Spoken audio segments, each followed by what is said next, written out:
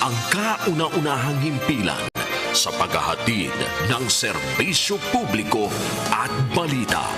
Ito ang Radio Mindanao Networks. Higit-6 na dekada sa paglilingkod sa masang Pilipino. Sa Metro Manila, ito ang DZXL 558 Radyo Trabaho, ang inyong gabay sa hanap buhay.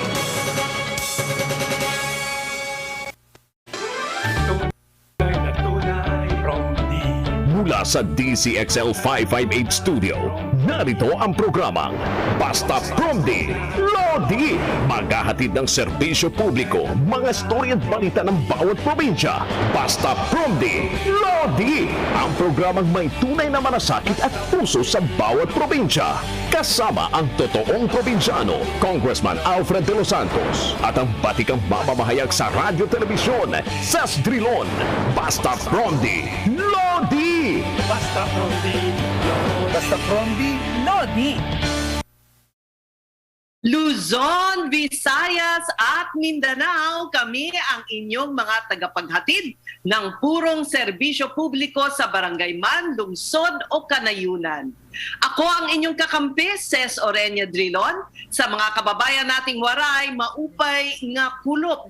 Magandang hapon, Apid. Welcome back. Magandang hapon din po, Ma'am Ces. It's good to be back. Ako naman po ang inyong tinig sa Kongreso at magsisilbing tulay sa mga reklamo ng bayan. Sama-sama po nating isulong ang kaunlaran ng mga pamayanan. Ako ang inyong totoong kapromdi, Apid de los Santos po.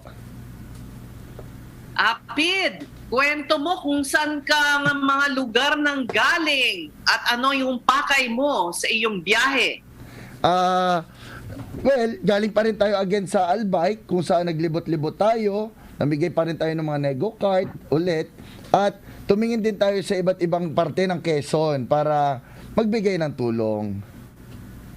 Ayan, naku talagang busy si Kong Apid. Alam nyo po, napapakinggan na rin po ang Basta Promdi Lodi sa Cebu, Southern Leyte, Bohol at Negros Occidental sa pamamagitan ng DYRB Cebu 540 kHz. Nasa Tirad Pass TV and radio rin tayo sa Ilocos, DXRD Davao at Infinite Radio sa Calbayog City.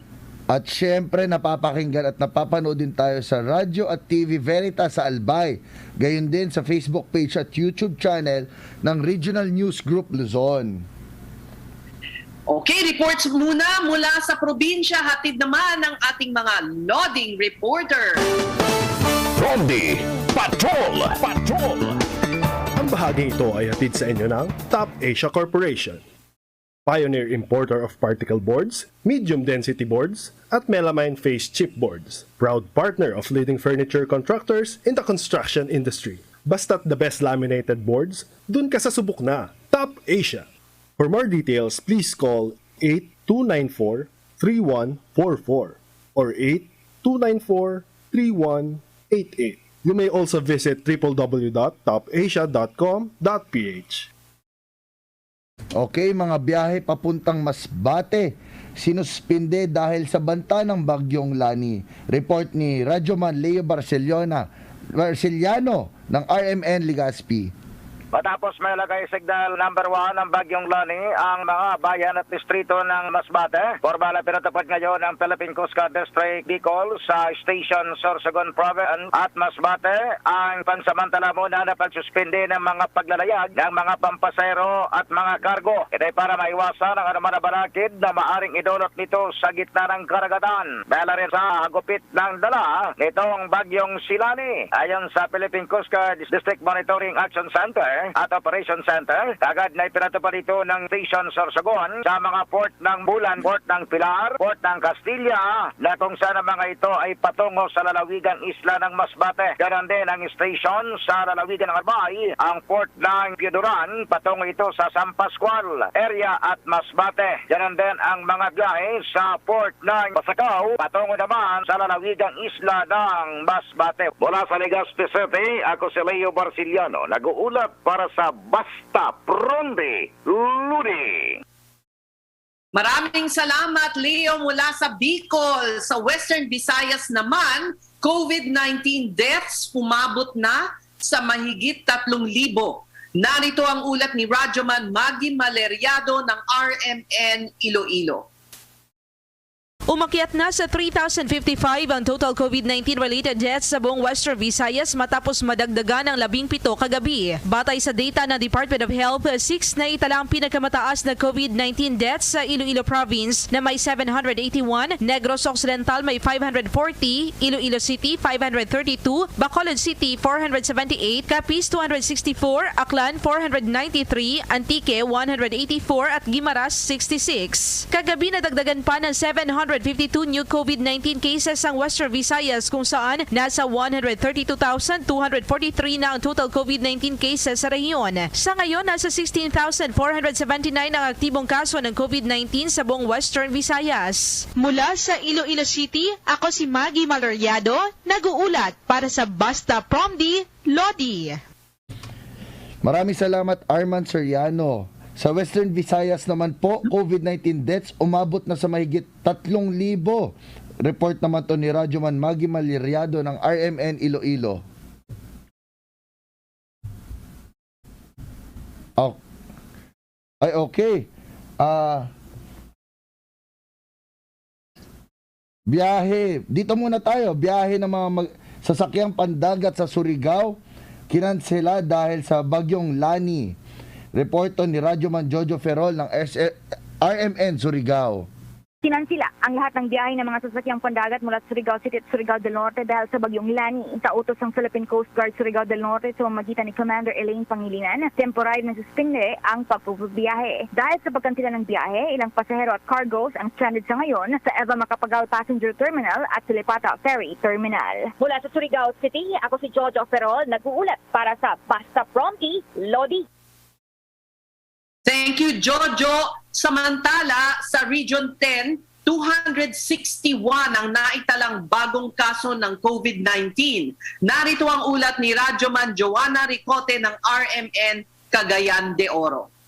Umabot sa 261 ang bagong kumpirmadong kaso ng COVID-19 sa Region 10. Ito ay base sa datos na pinalabas ng Department of Health Center for Health Development Northern Mindanao. Ito ay binubuo ng 260 na mga local cases na kinabibilangan ng 95 mula sa Bukidnon, 6 mula sa Camiguin, 9 mula sa Lanao del Norte, 49 mula sa Misamis Occidental, 43 mula sa Misamis Oriental, 37 mula sa Cagayan de Oro City at 21 mula sa Iligan City. Samantala, isang ROF o LSI naman mula sa Cagayan de Oro ang nagpositibo sa COVID-19. Isa ang naitalang namatay dahil sa naturang sakit na mula sa Bukidnon. Dahil dito makyat na sa 2,701 ang bilang ng mga namatay sa COVID-19 sa Region 10. 750 naman ang bilang ng mga nakarecover sa COVID-19. Sa kabuuan umabot na sa 77,993 ang total confirmed case ng COVID-19 sa Region 10 kung saan 75,533 sa mga ito local case at 2,460 ay mga ROF at LSI na nagpositibo sa COVID-19. Mula sa Cagayan de Oro City, ako si Joanna Ricote, nag-uulat para sa Basta Promdi, Lodi. Maraming salamat, Joanna Ricote. Pagbabakuna kontra COVID-19 sa mga buntis sa Ilocos Region, sisimulan na. Report naman to ni Radyoman Arman Soriano ng IFM Dagupan. Sinimulan na sa Ilocos Region ang pagbabakuna kontra COVID-19 sa mga buntis kasabay ng pagdinais na dagdag proteksyon sa mga ito. Ama ito ay sinama sa ilalim ng A3 priority group sa COVID-19 vaccination kasunod ng rekomendasyon ng US Centers for Diseases and Preventions. Ayon kay Dr. Well Bobby Sandich, CHD1 Information Officer, nabakunahan ng 277 na buntis sa buong Ilocos Region at 23 dito ang fully vaccinated na. Base sa pag-aaral, ligtas at epektibo ang pagbabakuna sa mga buntis at may iwasan mga pedigrong sila ay makunan. Samantala, nakalagda namang simula na ngayong buwan ang pagbabakuna sa edad na 12 hanggang 17 sa rehiyon kapag dumating na ang guidelines sa vaccination ng mga ito. Mula sa Dagupan City, ako si Arman Soriano, nag-uulat para sa Basta Promdi, Lodi. Maraming salamat.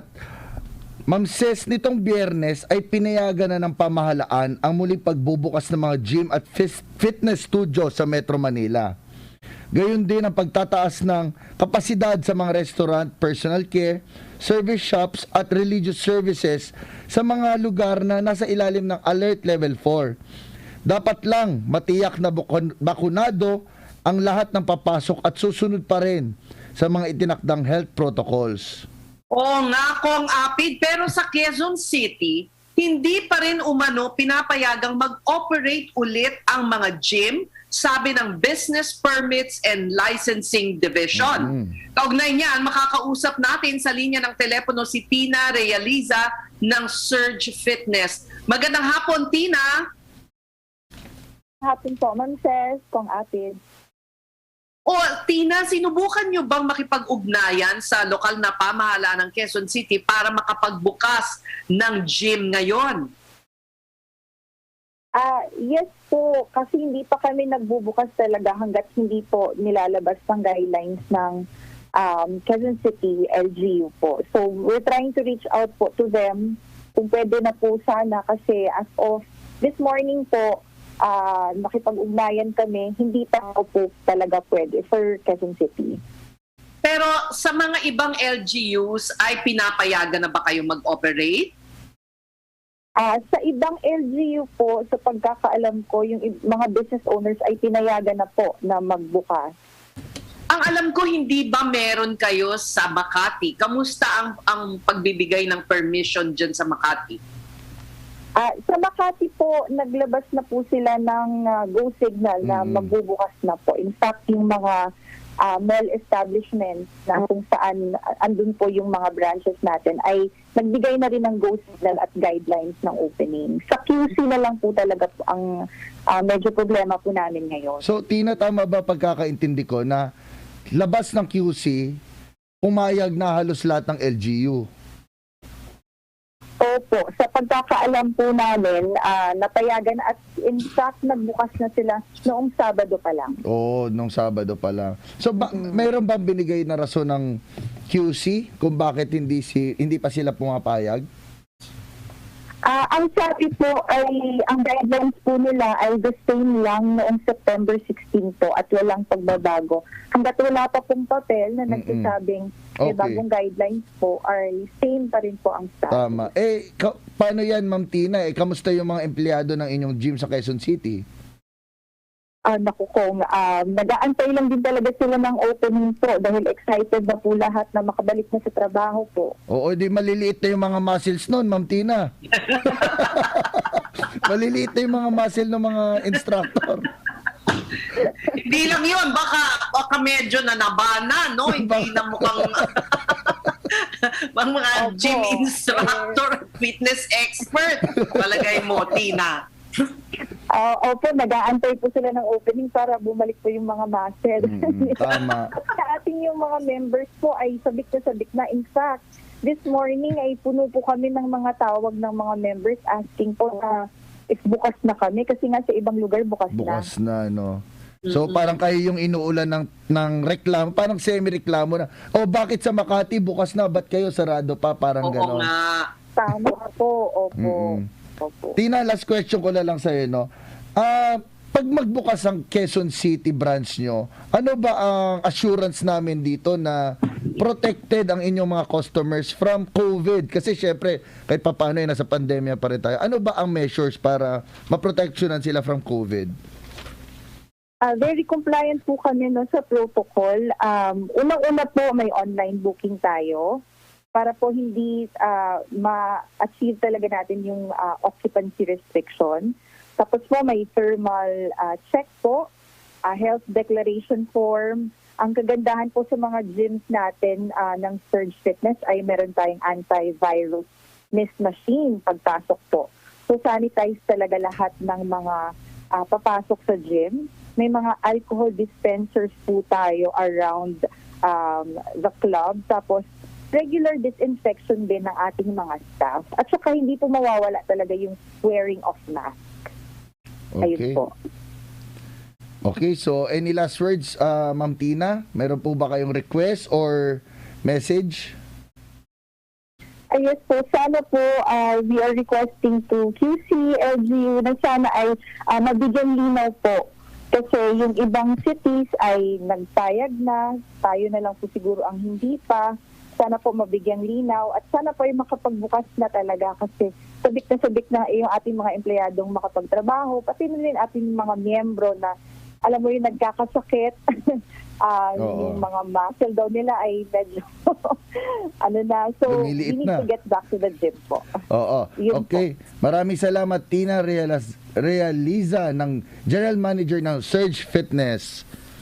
Thank you so much po, Pong, at saka Mrs. Thank you po. Ingat. Ayan, para sagutin Ma'am Ses yung question I think ni Ma'am Tina, makakausap din natin via Zoom si Attorney Lord Villanueva, Assistant City Administrator ng Quezon City.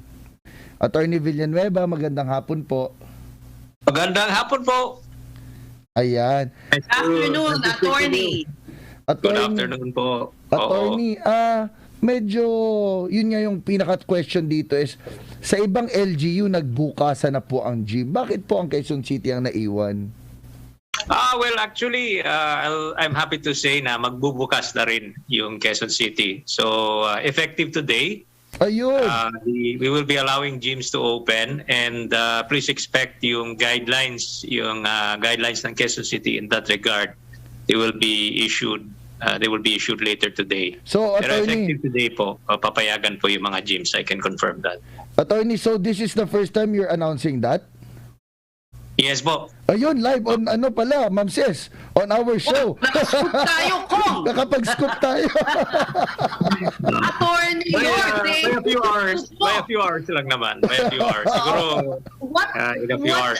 caused the delay naman in the announcement? Bakit nauna yung mga ibang LGUs last Friday pa? Well, we have to remember po, Quezon City is much bigger than the other LGUs. Our real population is around 3.4 million.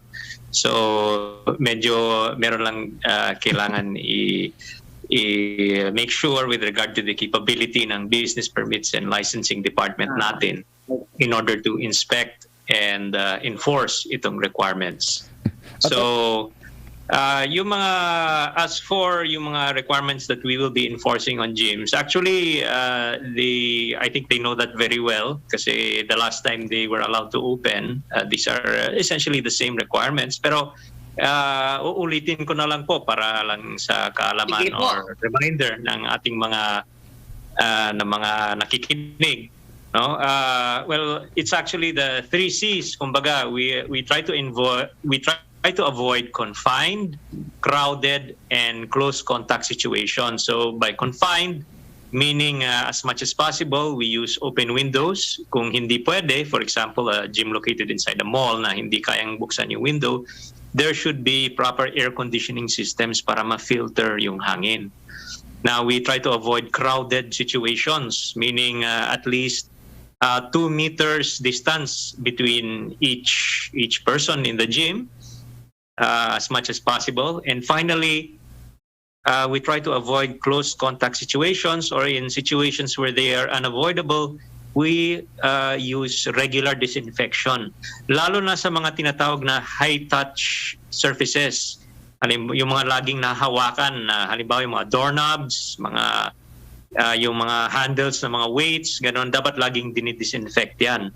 And also, as part of avoiding close contact, we should avoid as much as possible yung mga face-to-face transactions. No? For example, ang simpleng ginagawa ngayon is to put cash in baskets instead of transferring them from hand to hand.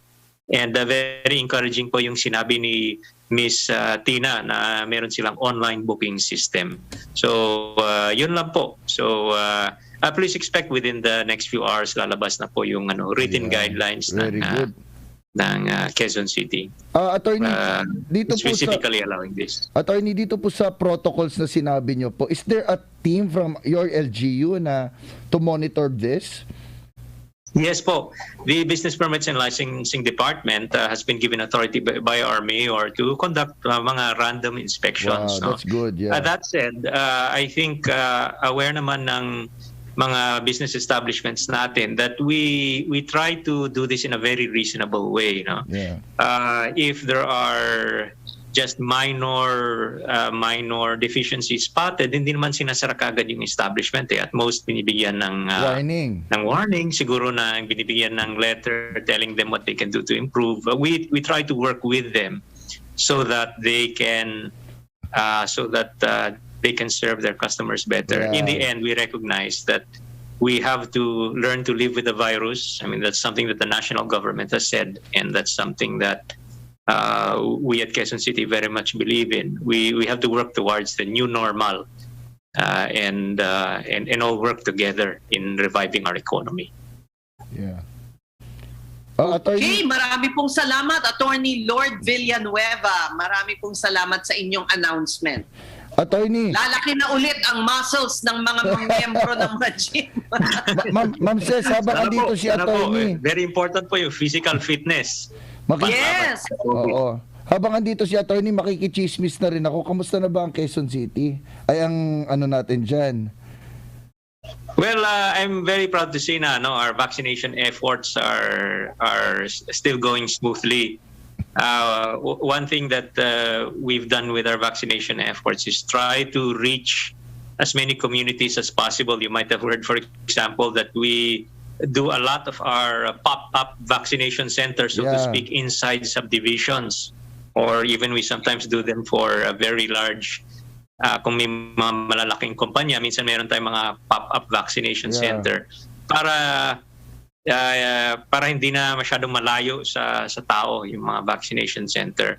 So that's something we're very proud of, this decentralized approach of trying to get as many vaccination centers close to the people as possible. Yeah. Nakausap namin si Mayor Marcy last time ng Marikina. Sabi niya it's how many? That was 130% ata yung vaccination rate nila. Parang ganun. Ang Quezon City ba, Attorney, ilan ang vaccination rate natin?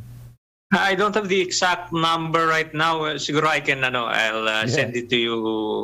I can send it to your staff later on. Pero it's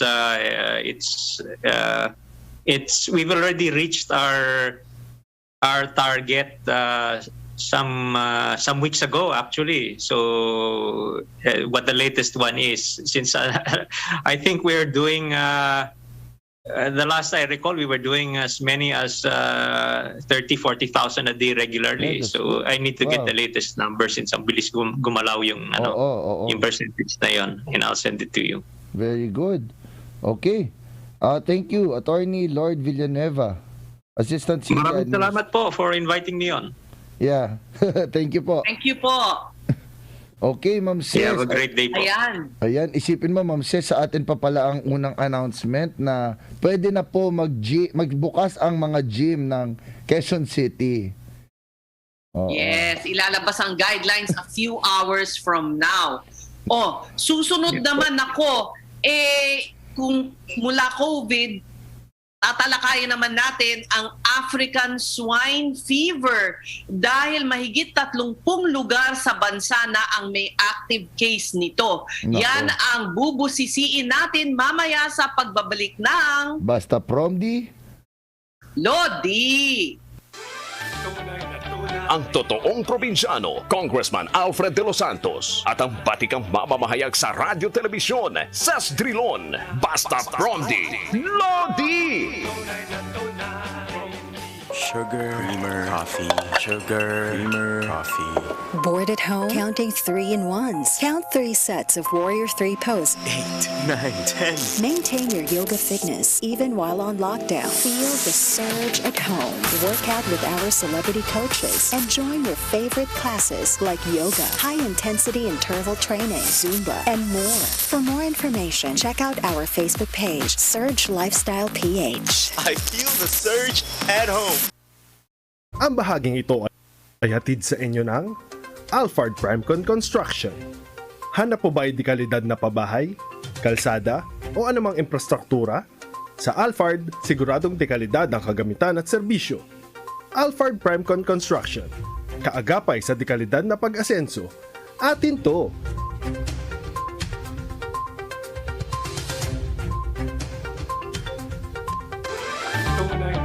Ang totoong probinsyano, Congressman Alfred De Los Santos, at ang batikang mamamahayag sa radyo telebisyon, Sas Drilon, Basta Promdi Lodi! inihayag ng Bureau of Animal Industry na may higit 30 lugar sa bansa ang nakitaan ng active case ng African Swine Fever o tinatawag na ASF. Ayon sa BAI, kasama na rito ang Ilocos Sur at Ilocos Norte at dagdag pa ng BIA, napaka-resilient ng virus na ito. Kaya dumarami ang mga lugar na nagkakaroon ng ASF. Sa ngayon, patuloy ang pagmamonitor ng Bureau of Animal Industry kahit sa mga lugar na walang ASF, syempre naman po. Pero aminado sila na malaking hamon sa kanilang monitoring ang umiiral na COVID-19 pandemic. At para sa iba pang impormasyon ukol sa ASF, makakausap natin sa linya ng telepono si Director Realdrin Morales ng Bureau of Animal Industry. Magandang hapon po, Director Morales. Magandang hapon po, Ma'am Ses, at magandang hapon po, Congressman, at sa mga tagapakinig po ninyo. Isang ligtas na hapon po sa ating lahat. So, Director, ano bang mga lugar ang pinakamatindi ang epekto nitong ASF at puro backyard piggeries lang po ba ang naaapektuhan o kasama po ang mga malalaking piggery operations po? Mama, para po sa kaalaman ng ating mga tagapakinig, ang karuan ng produksyon natin ng pagbababuyan, ang bulk po niyan ay nandito po sa Luzon at yun pong iba ay nandito po sa Mindanao, particular po sa Davao Region, sa General Santos, and of course sa Region 7 at saka sa Region 6 po. Pero ang pinakamalaki po ay nandito po sa Luzon, sa Region 4A, sa Region 3 at saka po sa Region 1. Andyan po yung bulk ng ating production. So more than 50% ng ating production ay nasa Luzon. Kaya po nung tumama yung ASF, yun pong 12.7 million hogs natin. As of January 2021, ang tinataya po ng PSA ay nasa 3 million na po yung nawawala. Pero ang private sector po, itinataya nila na higit pa po doon ang nawala sa ASF. Director, paano po ba naapektuhan ng mga community quarantine yung monitoring ng inyong BAI? Halimbawa po, if you will allow me, meron po tayong marami na po kasing munisipyo at syudad, nasa 400 plus na po yan, na wala na pong reported cases ng ASF. So ngayon po, naglatag po tayo sa BAI ng isang malawakang surveillance program. Ang objective po ng program na to ay una, doon sa mga lugar na wala pang ASF, ay parte po ito ng tinatawag nating early warning system kung saan bago pa dumating magkaroon ng outbreak, madidetect na natin kung may mga virus na na natutulog na doon sa mga baboy nila doon. Kung pwede po kasi na na-introduce yung virus na hindi manifest agad yung sakit bago makapag-manifest, nakatay na yung baboy, ganun po eh. So, early warning system sa areas. Dito naman po sa previously affected areas, yan po ay para po ipatunayan natin kung wala na talagang circulating virus. Nabubuhay po kasi yung virus sa environment for as long as 3 to 6 months. So yun po yung objective natin. Ngayon po, kagaya po sa Region 2, nag-repopulate na po yung industriya doon. Marami pong gustong magnegosyo sa pagbubuyan. So nag-repopulate po sila, nag-aalaga sila ulit. Naglagay po tayo ng team para magkaroon ng surveillance. Ay nahawa po, na-expose po yung team natin sa COVID-19. So yun po yung naging epekto. Yun pong isang example po ay sa Ilocos. May outbreak po sa Ilocos Sur. Nagpadala po tayo ng 5 team doon. One of the team po ay na-expose. So totally po ay nag-withdraw yung team ng probinsya, yung team ng region, and yung team ng BAI. So dito po tayo nagkakaroon ng challenges dun sa surveillance. At ganoon din po dun sa checkpoint dahil gusto po natin na mapabilis po yung pag-transport ng mga hayop galing dun sa mga probinsya. papunta sa, lalo na sa NCR, lalo na po kung kasagsagan po nung heightened quarantine measure against COVID. Marami po, may mga trader po na nagsamantala dyan. Yung pong malilinis na karne ay nasisingitan po yan. So, doon po nagkakaroon tayo ng challenges sa mga ganun pong pagkakataon. Director, nabanggit nyo po kanina na medyo resilient nga talaga tong virus na to, no? So, ano po ba ang dapat gawin o paano ba talaga natin mai-eliminate ang African swine flu? Yes, sir. I-correct ko lang po, ito po ay African swine fever. Fever pala. Tama. So, ngayon, sir, ang talaga pong ito po kasi African swine fever ay kailangan po yung physical contact. So, talagang na-expose siya doon sa bagay na meron talagang dalang virus. Either maghalubilo yung infected na hayop at saka yung walang infection, or yung hayop po na walang infection ay ma-expose sa bagay. Kagaya po ng, halimbawa po, yung bota, galing ka sa isang farm na infected, nagpunta ka doon sa babuyan mo, makakapagdala po yan ng putik na mayroong virus. So, ganun din po. Halimbawa, bumili po tayo ng baboy sa palengke na nasingitan po ng may sakit na ASF, hinugasan natin. Ano po, yung tubig lang po na pinagugasan natin ay nadaan po doon sa kulungan ng baboy para doon sa backyard, o worse, doon pinagtirahan ng ating pagkain, din po nga tinatawag nating swill or kaning baboy na ihalo natin. Hindi po namamatay ang ASF sa barbecue sapagkat kailangan po para mamatay ay minimum of 70 degrees po for 30 minutes. Mas mabilis po ang luto natin ng barbecue. So, yun po mga ganon. Halimbawa po ay galing tayo sa palengke, tapos dumiretso tayo sa kulungan ng ating baboy, tayo pala ay punta doon sa bilihan ng baboy at may mga konting infection, hindi natin alam. Meron po tayo na ipunga sa damit natin, napunta tayo doon sa kulungan ng baboy, dala na po natin yung virus. So yun po yung problema dito sa virus na to. Nadadala po siya at malakas po siya makahawa. Yun po yung number one problem, sir. Direktor, ngayong papalapit ang Pasko, di ibig sabihin nito, maaaring tumaas ang presyo ng pork. On the contrary po, bumababa po ngayon ang farm gate price. Ito po ay nasa 160 na lamang at may mga nagre-report po na sa atin po monitoring ay as low as 130. Kaya po yung ibang mga magbababoy ay medyo sa sound off din po na masyado daw bumababa at nalulugi sila sa ganun pong presyo. Ang katumbas po nito, pag bumaba yung farm gate, ay kasunod po nito bumababa na rin po yung presyo na karne ng baboy sa pamilihang bayan, sa mga palengke po. Anong dahilan po ng pagbagsak ng presyo gayong parang kung tutuusin, limitado na ang supply gawa ng ASF?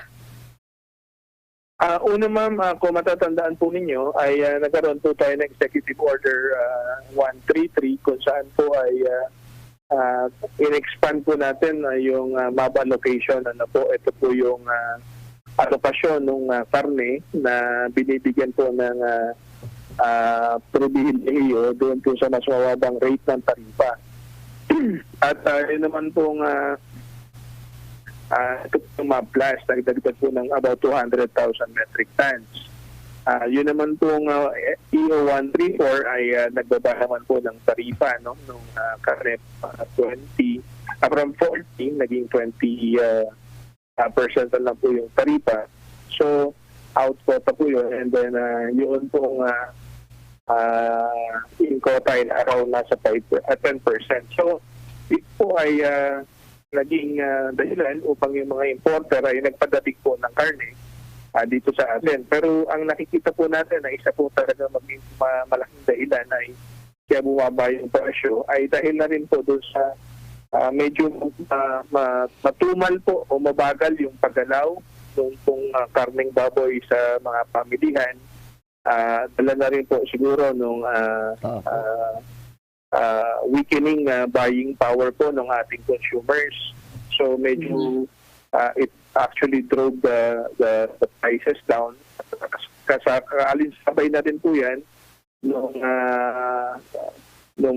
pagdami rin po ng mga available na supply sa merkado. So dumating po siguro itong mga importer at humina rin po yung buying power ng ating consumers. Marami pa rin pong saradong mga hotels, restaurants, and institutional players. So ganun po, nagkaroon po ng sort of equilibrium at the current level yung presyo po ng baboy. Director, na-mention nyo nga yun, no, yung mga importers. So, meron po ba ang animal industry na coordination sa customs para naman maproteksyonan na hindi na dumami pa yung ASF sa ating bansa? Yes, sir.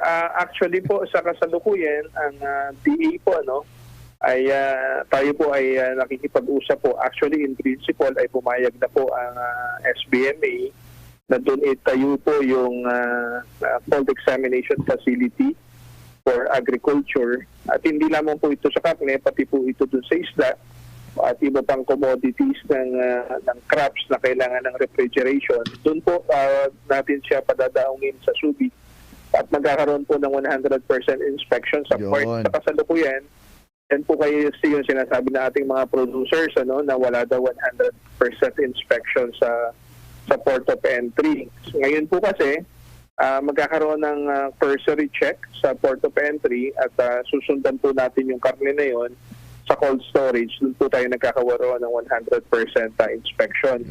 Pag po natayo na itong CEFA, kung tawagin natin, ay diretso na po. Pagkalabas nila, pagbaba ng po, diretso na doon sa facility, sa port na rin po, doon na magkakaroon ng 100% inspection bago po lumabas. So ito po yung initiative na ginagawa ngayon ng Department of Agriculture. We are in the final stages po ng refinement or yung ating pag-usap sa SBMA para po doon sa Memorandum of Agreement. All the other permits po ay nagawa na natin sa DPWH, etc. At hopefully po ay masimulan nito kung hindi bago matapos ang po ay sa unang buwan po ng taon ay masimulan nito para po meron tayong ganong klaseng facilities. Ayan, very good. Ma'am Ces, do you have...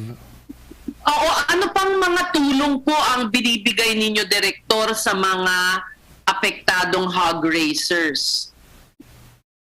Ma'am, ngayon po sa commercial, unahin ko po pala muna doon sa tatamaan ng ASF. Ang pinapakiusap po natin doon sa ating mga hog raisers, lalo na sa backyard, ay makipag-ugnayan po sa Municipal Agriculture Office or sa Veterinary Office. Magparehistro po kayo doon sa RSPSA. Ito po yung master list ng Department of Agriculture. At pag po tayo rehistrado na dyan, pwede na po tayo magpa-insure po sa PCIC para po nang sa ganun, pagka po nagkaroon ng ASF yung ating alaga, ay magkakaroon po tayo ng 10,000 sa patining at saka doon naman po sa inahin ay 14,500 yung ibabayad. Yun pong indemnification na 5,000 na binibigay natin nung mga nakakaraang panahon, wala na po yun. Kapalit na po itong insurance system. So magpa-insure po tayo kasi po nakita namin sa Ilocos ay may mga tinamaan po ng mga hog raisers at hindi po sila insured. So sa mga kasamahan po natin na magsasaka ay wag pong baliwalain ito kasi mas malaki po yung makukuha natin kapalit ng ating mga baboy. So yun po yung una, insurance system. Ikalawa po, naglaan po ang ACPC ng ito pong credit facility na agriculture ay naglaan po ng 800 million. 300 million po doon sa mga areas na hindi pa affected ng ASF at 500 million doon naman po sa mga lugar na apektuhan na ng ASF. So yun pong small to medium scale na farming para po sa hogs sa pagbababuyan ay po pwede po makakuha po ng zero interest na loan po dito from 3 million hanggang 15 million. Doon naman po sa mga commercial farms, ang land bank naman po ay nag-open po ng 30 billion loan facility. Concessional loan po ito, mababa ang interest. Meron pong holiday kung kailan magsisimula mag-kolekta ng bayad. At ang bayaran po ay abutin po halos 10 taon. Sa DBP po ay meron din pong 12 billion similar loan facility na available po sa ating mga commercial hog raisers. Yun po yung kasalukuyang mga konkretong financial resources na available po para po doon sa ating mga hog raisers o mga kababayan na gustong pumasok po para sa pagbababuyan. Director Morales, parang nadodouble whammy itong mga agriculture sector. Kunyari ang tanim ng palay apektado ng importation, and parang dito din dahil sa African swine flu, tapos dito rin sa parang importation, nahihirapan ng ating mga livestock producers, hog raisers.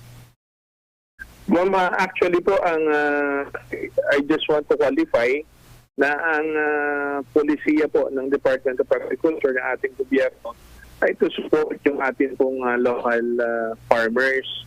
Yun po ang inalaw po natin na mablash yun sa importation po ay it's good enough lang po para punan yung na-estimate po natin na kakulangan ng supply. So nung yung policy po na to ay na-draft, ang tinataya po natin na magiging kakulangan sa merkado, yun pong 3 million na namatay na mga baboy or hindi na nalagaan. Tiningnan lang po natin kung gaano karaming karne yung mawawala sa Pilipinas for 2021 during that time. At ang tingin nga po natin ay nasa... I wonder about smugglers also though, or those who, exceed their allocation for importation. Come again po, ma'am. I'm sorry. Kung may mga smuggling po ba na nangyayari? Meron po, ma'am. Yan po ay isang masakit na katotohanan. Subalit 3 months ago, meron pong nahuli tayo na about 60 container vans dito po sa Navotas. Ito po ay yung mga karne galing sa Europa kung saan meron tayo existing ban against ASF. At yung pong iba naman ay galing ng China. Mga Peking duck naman po ito. Lahat po ito ay sinunod po natin. So, patuloy pa rin po tayo nagmamatcheck sa ganyan. Sabalit alam po natin na isa po talaga malaking challenge yan. Pero hindi naman po tayo tumitigil, ma'am. Okay. Any last mensahe po, Director, sa ating mga hog raisers at sa ating mga kababayan? Doon po sa mga kababayan natin at lalo na po doon sa mga hog raisers sa nag-aalaga po sa backyard, mas siguraduhin po natin yung ating biosecurity. Pag-ingatan po natin yung ating mga hayop. Huwag po tayo magpakain ng kaning baboy. At kung galing po tayo sa ibang lugar, ay huwag tayo kagad dumiretso sa ating mga babuyan. At siguraduhin po natin na hindi kung sino-sino po yung nakakapasok dito. Para po na sa ganon ay mas maingatan natin yung mga alaga nating baboy.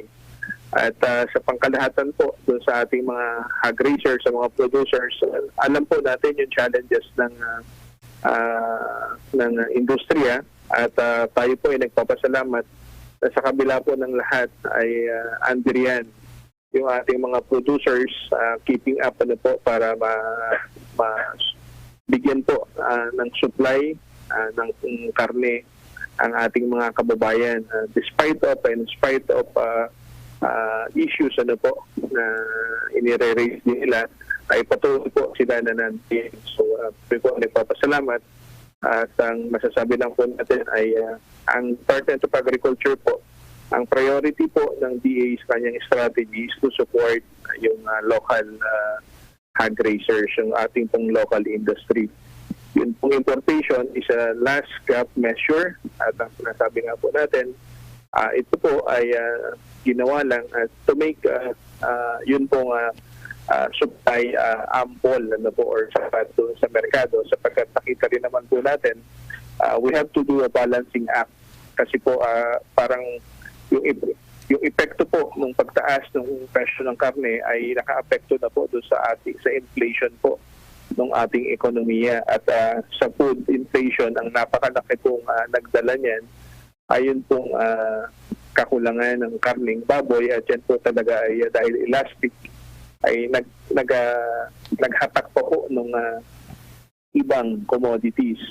So sana po yun yung maintindihan ng ating kababayan that the Department of Agriculture assures our producers that yun po ang priority ay sila po ang priority and po yung ating local producers.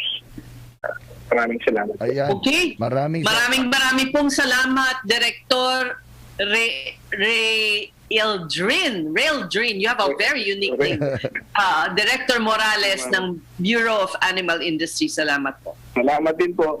Stay safe po, Ma'am Ses, Congressman. Stay safe. Maraming salamat po. Ma'am Ses, ito nakaka-inspire. Pinay teacher sa US Virgin Islands na kinilala dahil sa tagline niyang husay. Alamin nga natin yung kwentong yan mamaya sa pagbabalik ng Basta Promdi Lodi. Ang programang may tunay na malasakit at puso sa bawat probinsya. Basta Promdi Lodi! Sugar, creamer, coffee. Sugar, creamer, coffee. Bored at home? Counting 3-in-1s. Count 3 sets of Warrior 3 pose. 8, 9, 10. Maintain your yoga fitness even while on lockdown. Feel the surge at home. Work out with our celebrity coaches and join your favorite classes like yoga, high-intensity interval training, Zumba, and more. For more information, check out our Facebook page, Surge Lifestyle PH. I feel the surge at home. Ang programang ito ay hatid sa inyo ng Macapa Corporation. Isa sa mga nangunguna sa industriya ng construction at nakilala dahil sa dekalidad ng mga proyekto nito tulad ng paggawa ng mga tulay, kalsada, dike at marami pang iba. Simula 2001, ang Macapa Corporation ay katuwang nyo sa pagpanday ng inyong bisyon at pangangailangan.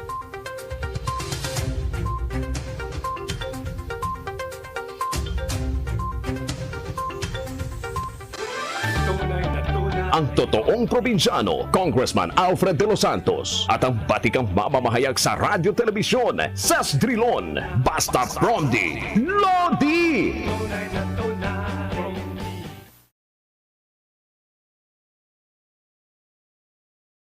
Alright, ang oras ganap ng 2:22. Nako, konti na lang ang oras natin, kaya bilisan natin para makilala ang isang kababayan nating Pinay na kinilala sa US Virgin Islands bilang State Teacher of the Year. Siya si Teacher Cristina Marie Senosa, ang kauna-unahang international teacher na tumanggap ng ganitong parangal. Bago ito, tinanghal din siyang District Teacher of the Year noong November 2020, pero hindi pa rito nagtatapos ang laban dahil susunod naman ang kompetisyon para sa National Teacher of the Year sa 2022. Kaugnay niyan, Ma'am Ses, makakausap natin si Teacher Cristina Marie Senyosa via Zoom. Teacher Cristina, good afternoon po. Congratulations nga po pala. English po ba? Congratulations! Salamat, sir. Ayun. Salamat po, Congressman. Thank you so much for this opportunity. Gaano katagal na po kayo, Ma'am Cristina, na nagtuturo dyan? Magsi-6 school years na po ako ditong nagtuturo. I came here 2016. So, medyo matagal na rin. Napakaganda dyan, ano? Maganda kasi this island is called to be their island paradise. Para siyang Boracay natin dyan, counterpart, tsaka mga Palawan, yung magagandang dagat natin in the Philippines. Wow. Anong unang naging hamon sa'yo nung 6 years ago? Imagine after 6 years, tinanghal kang outstanding teacher, pero I'm sure hindi naging madali ang umpisa mo dyan. Oo nga eh. Actually, I did not really expect na magiging ganito ang future ko in the US Virgin Islands. I just came here from Qatar. So, dahil natapos yung contract ko from Doha, Qatar, I just expected myself to, look for greener pasture, better opportunity. And then when I came here, nagkaroon ako ng chance to explore their culture. Tapos nagkaroon ako ng different programs, of course, to show our culture to the community also, no? Doon na nagsimula kasi when they get to see, Americans could see you, no? When you're working kasi, they don't see you na parang newbie ka. They would see your potential. So after that, promotions get along. And then, kinausap ako by that time na, you know what, you're doing very well. Tapos, I get the chance to train teachers. So, hindi na siya natigil. Yung root ng potential ko coming from my administrators. And then every year, meron naman kaming selection committee for Teacher of the Year. Pero nung time na nagkaroon ng hurricane, na-stop siya. Tapos binalik siya ng 2018. And it so happened noong 2019, I was unanimously chosen out of 85 teachers sa school to compete for the District Teacher of the Year. And then for the whole 2 districts that dito sa amin, ako nga yung napili. With, of course, mahirap din kasi siya, Ses, at saka congressman, no? Kasi medyo, if you are an international teacher, so you have to level up your performance kasi you are competing with the local teachers, local American teachers. So, may mga classroom demonstrations, may face-to-face interview, and those were all research-based questions. Hindi mo pwedeng laruin. Tapos, you are not going to impress the judges with their naked eye. You have to, what they call this, impress your judges or adjudicators sa mga nagawa mo sa community, sa school, and of course, sa education institution as well. So, very blessed and happy that, for the record, we have gained a spot for the first district international teacher who won the District Teacher of the Year 2021 and for the State Teacher of the Year 2022, the first international teacher as well. And, i-raise talaga natin yung flag natin. Tsaka, Ma'am Christina, reach for the stars. Ma'am Christina, dun sa pagpili ng State Teacher of the Year, ilan po ba ang pinagpipilian dito? Ang pinagpilian na lang ay 2 kasi na-screen na for 48 schools, St. Croix District at saka St. Thomas and St. John District. 2 na lang kami. So isang local American teacher and 1 Filipina. Doon talaga ako medyo na-intimidate, no, sa prosesong yon. Kasi, 2 na lang kayo. The judges have a very keen is very what they call this one, very strict on observing you. So, yung mga judges pa naman galing ng NASA, galing ng Smarter Balance Assessment. Yes, oo. The first Afro-American aerospace engineer ay isa sa mga judges namin. At saka research doctor professors sa Caribbean, Southern Caribbean University. So, ilang Asians ba? Is really there. Ilang Asians ba, Christina, ang nagko-compete, ang kasama mo dun sa 85? May mga Asians ba? Ikaw lang? So, sa school namin, we're all 85. Pero kaya lang, I was unanimously chosen. If there is somebody who will compete for the said or contest for the said nomination, probably pipili sila, no?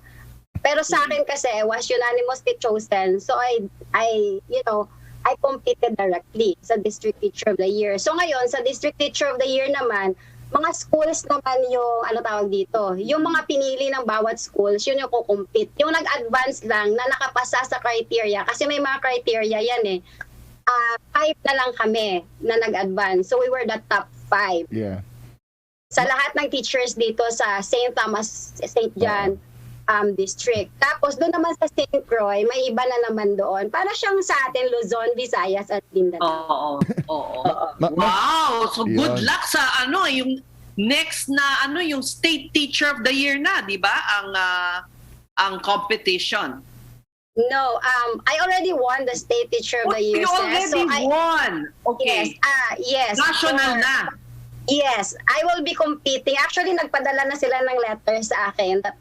Ang maganda dito kasi may handler ako, pero siyang beauty contest. There's somebody handling me sa lahat ng packets ko, sa lahat. So meron siyang talagang nakatutok sa akin to check whether I am in the right direction.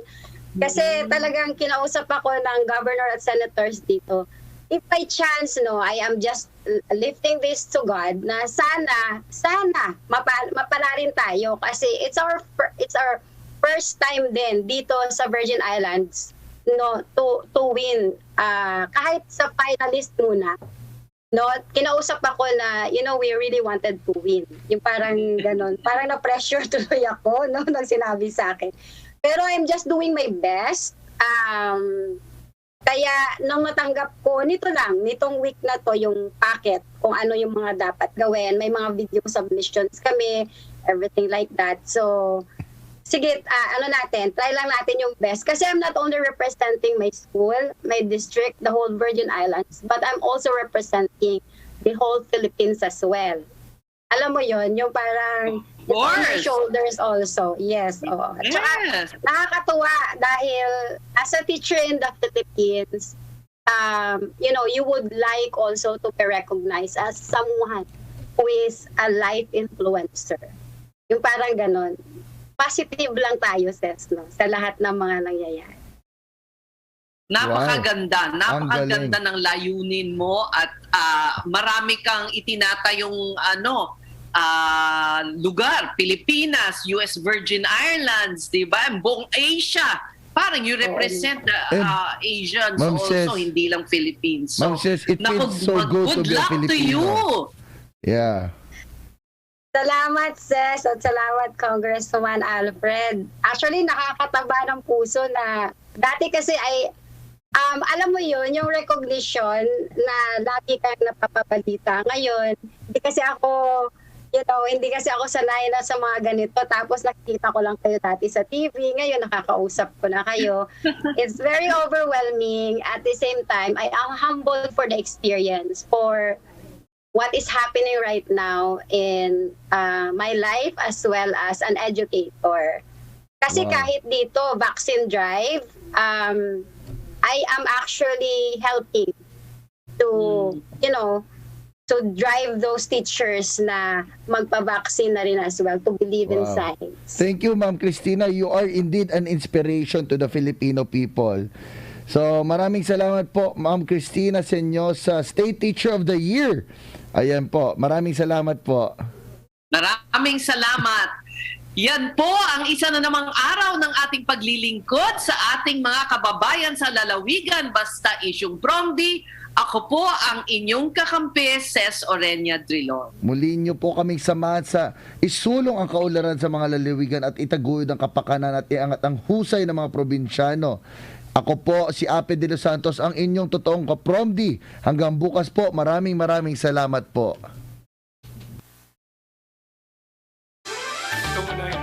Ang totoong probinsyano, Congressman Alfred de los Santos, at ang batikang mamamahayag sa radyo telebisyon, Ses Drilon, basta Promdi, Lodi! Basta Promdi, Lodi. Basta Promdi, Lodi! Tunay na tunay, Promdi. Abangan ang susunod na talakayan sa programang Tunay na May Malasakit at Puso sa mga probinsyano. Kasamang totoong probinsyano, Congressman Alfred de los Santos at ang batikang mamamahayag sa radyo telebisyon, Ses Drilon, dito sa DZXL 558. Radyo Trabaho, basta Promdi, Lodi! Basta Promdi, Lodi. Basta Promdi, Lodi.